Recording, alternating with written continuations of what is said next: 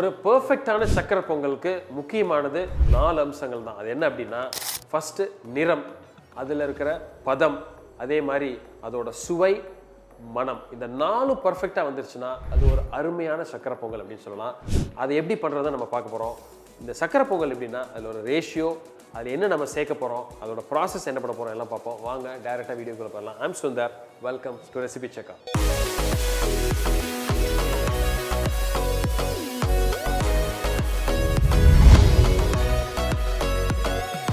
ஒரு பெர்ஃபெக்டான சக்கரை பொங்கலுக்கு பதம் ரொம்ப முக்கியம். அரிசி, பாசிப்பருப்பு அந்த ரேஷியோ ப்ளஸ் தண்ணி. இன்னைக்கு நான் என்ன பண்ணியிருக்கேன்னா, நம்ம எடுத்திருக்கிற அரிசி 2 கப் அரிசி, ஒரு 4 டேபிள் ஸ்பூன் பாசிப்பருப்பு ஊற வச்சிருக்கேன். அதை நம்ம ஒரு குக்கரில் நம்ம சேர்த்துடலாம். ஒரு 2லேருந்து 2.5 பங்கு தண்ணி. அரிசி தண்ணி அந்த அளவு பார்த்துக்குங்க. ஸோ இப்போ நம்ம அடுப்பு பற்ற வச்சிடலாம். இந்த ஸ்டேஜில் ஒரு 2 குழிக்கரண்டி அளவுக்கு பால் சேர்க்குறோம். இந்த பால் வந்து ஒரு நல்ல ஒரு ரிச்னஸ், ஒரு டேஸ்ட் கொடுக்கும். டவுன் சைடு என்ன அப்படின்னா, இந்த பால் போடுறப்போ வேகிற நேரம் கொஞ்சம் அதிகமாகும். பட் அது பரவாயில்ல.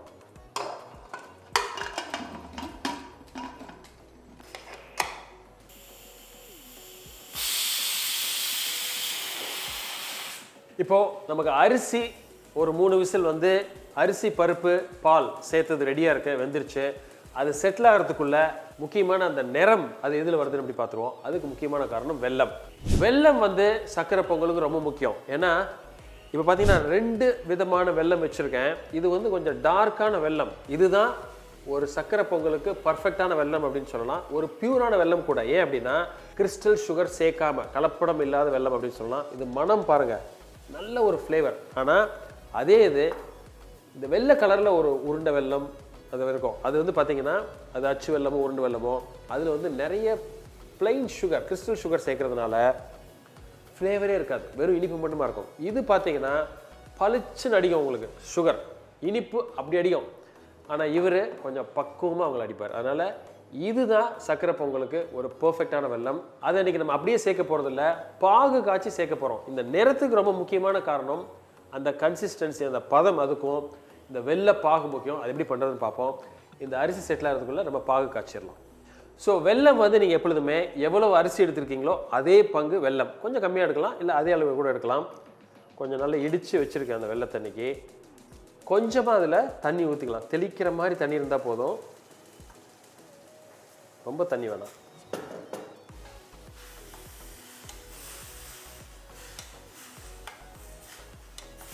எப்பொழுதுமே இந்த வெள்ளை பாகு நம்ம காய்ச்சறப்போ அந்த கம்பி பதத்துக்கு ஒரு ஸ்டேஜ் முன்னாடி, அதாவது இப்போ பார்த்தீங்கன்னா கொஞ்சம் கலங்களாக இருக்கும், பட் அந்த ஸ்டேஜ் வரப்போ நல்ல கிளியராக ஒரு சிரப் கிடைக்கும். அதில் தான் நம்ம எடுத்துறோம். இப்போ வெல்லம் நமக்கு நல்லா கரைஞ்சி நல்லா பார்த்தீங்கன்னா இந்த சிரப்பு கன்சிஸ்டன்சி வந்துருச்சு. ஸோ இது இப்போது ரொம்ப முருக விட்டுறக்கூடாது. இந்த ஸ்டேஜில் நம்ம ஆஃப் பண்ணிடலாம். எப்பொழுதுமே வெள்ளை பாகில் வந்து இம்ப்யூரிட்டிஸ் இருக்கும், சின்ன சின்ன மண்ணு கூட இருக்கலாம். அதனால் எப்பொழுதுமே வெள்ளை பாகு நீங்கள் காய்ச்சினீங்கன்னா ஒரு வாட்டி நல்லா வடிகட்டிட்டு அதை தான் நீங்கள் பொங்கலுக்கு யூஸ் பண்ணணும். ஸோ இப்போ அதை நம்ம வடிகட்டி ஒரு பவுலில் தனியாக வச்சிடலாம். ஸோ இப்போ நம்ம என்ன பண்ண போகிறோம் அப்படின்னா, முக்கியமாக நமக்கு தேவையான மனம், சுவை, அதுக்கு என்ன பண்ண போகிறோம், அதுக்குள்ள டிப்ஸ் என்னென்னு பார்ப்போம். ஸோ என்ன பண்ணுறேன், தனியாக ஒரு பேன் எடுத்து வச்சிடறேன் நான். இப்போ நம்ம பார்க்க போகிறது நம்மளோட மனம், சுவை. இதுக்கு முக்கியமானது ஒரு நெய் அப்படின்னு சொல்லலாம். இந்த நெய் வந்து நம்ம எப்பொழுதும் செலக்ட் பண்ணுறப்போ உங்களுக்கு எந்த அளவுக்கு பியூரான நெய் கிடைக்குமோ யூஸ் பண்ணுங்கள். அதே மாதிரி நீங்கள் வெல்லம் எவ்வளோ எடுத்தீங்களோ அதுக்கு கிட்டத்தட்ட 3/4 பங்கு அளவுக்கு நெய் சக்கரை பொங்கலுக்கு ரொம்ப முக்கியம். நெய் எவ்வளோக்கு அதிகமாக யூஸ் பண்ணுறீங்களோ அந்த அளவுக்கு நல்ல ஒரு கன்சிஸ்டன்சி கிடைக்கும், அதே மாதிரி டேஸ்ட்டும் கிடைக்கும். ஸோ இன்றைக்கி நான் கிட்டத்தட்ட ஒரு 3/4 கப் அளவுக்கு நெய் வச்சுக்கிட்டேன். உள்ள தேங்காயை இந்த மாதிரி பொடியாக வெட்டி அதை ஓரளவுக்கு லைட்டாக கொஞ்சம் ஃப்ரை பண்ணிவிட்டு அதுக்கப்புறம் தான் முந்திரி பருப்பையும் திராட்சையும் நான் ஃப்ரை பண்ண போகிறேன். ஸோ நம்ம எடுத்து வச்சுருக்கிற ஒரு 2லேருந்து ஒரு 3 டேபிள் ஸ்பூன் அளவுக்கு பொடியை வெட்டி வச்சுருக்கிற தேங்காயை லைட்டாக ஃப்ரை பண்ணிடுங்க. ஸோ தேங்காய் கொஞ்சம் மைல்டாக ஒரு லைட் கோல்டன் கலரில் வந்தோடனே நம்ம எடுத்து வச்சுருக்கிற முந்திரி பருப்பு கொஞ்சம் ஃப்ளேம் கம்மி பண்ணிக்கலாம். அதே மாதிரி தேவையான அளவு திராட்சை பழம், உலர் திராட்சை, ட்ரை ஃப்ரூட் போடலாம். ஸோ இந்த ஸ்டேஜில் நம்ம வேக வச்சிருக்கிற சாதம் அதே மாதிரி பருப்பு அது ரெண்டையும் இதில் மிக்ஸ் பண்ணிடலாம்.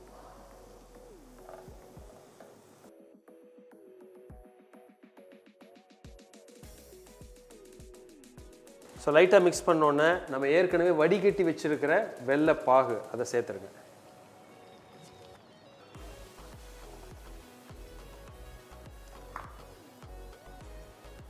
ஸோ இப்போ பார்த்தீங்கன்னா அந்த வெல்லம் நம்ம கரெக்டாக சூஸ் பண்ணினதுனால கலர் வந்து நமக்கு நல்ல கரெக்டான கலர்.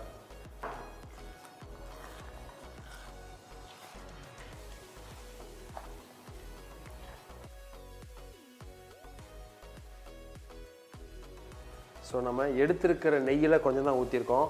ஸோ இந்த ஸ்டேஜில் நான் என்ன பண்ணுறேன்னா ஒரு நல்ல ஒரு 2 பிஞ்ச் அளவுக்கு ஏலக்காய் பொடி வாசனைக்காக, 1 பிஞ்ச் அளவுக்கு நல்ல பொடி பண்ணின பச்சை கற்பூரம்.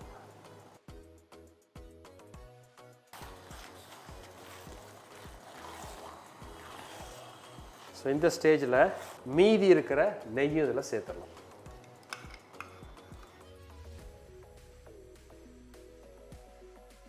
இன்றைக்கி ஒரு ஈஸியான ஒரு 5 முக்கியமான டிப்ஸ் பார்த்தோம்.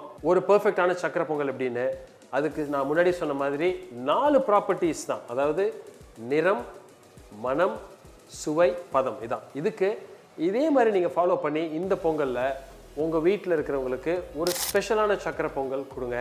ஏன்னா இந்த சக்கரை பொங்கல் எப்பொழுதுமே ஒரு வாட்டி வாங்கி சாப்பிட்டாங்கன்னா மீண்டும் மீண்டும் சாப்பிட தோன்ற ஒரு ஸ்பெஷல் பொங்கல். எல்லாருக்கும் என் இனிய பொங்கல் தின நல்வாழ்த்துக்கள்.